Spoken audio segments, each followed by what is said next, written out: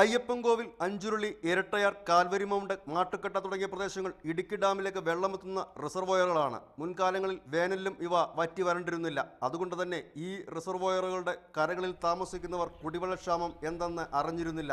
എന്നാൽ ഇത്തവണ വേനൽ അവരുടെ പ്രതീക്ഷകൾ തെറ്റിച്ചു.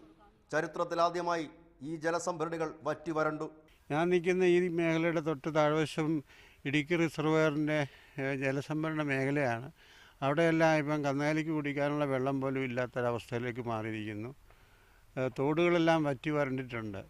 ഇപ്പോഴത്തെ ഈ ചൂട് കൃഷികൾ തീരെ തകർന്നുകൊണ്ടിരിക്കുകയാണ്. ഏലം, കൊടി അങ്ങനെയുള്ള കൃഷികൾ മൊത്തം തന്നെ തകർന്ന ഒരവസ്ഥയിലാണ്.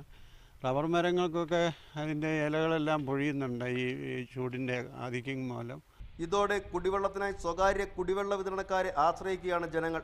50 ലിറ്റർ വെള്ളമടങ്ങിയ ഒരു ബാരലിന് സ്വകാര്യ കുടിവെള്ള വിതരണക്കാർ ഈടാക്കുന്നത് 500 രൂപ. വീടുകളിലേക്കുള്ള ദൂരം കൂടുന്നതനുസരിച്ച് തുകയും കൂടും. മുൻകാലങ്ങളിൽ കുടിവെള്ളക്ഷാമം ഇല്ലാതിരുന്ന ഇവിടങ്ങളിൽ കുടിവെള്ളം എത്തിക്കാനായി അധികൃതർ ഒന്നും ചെയ്തിരുന്നില്ല. അത് ഇപ്പോഴുള്ള കുടിവെള്ള പ്രശ്നത്തെ കൂടുതൽ രൂക്ഷമാക്കുന്നു.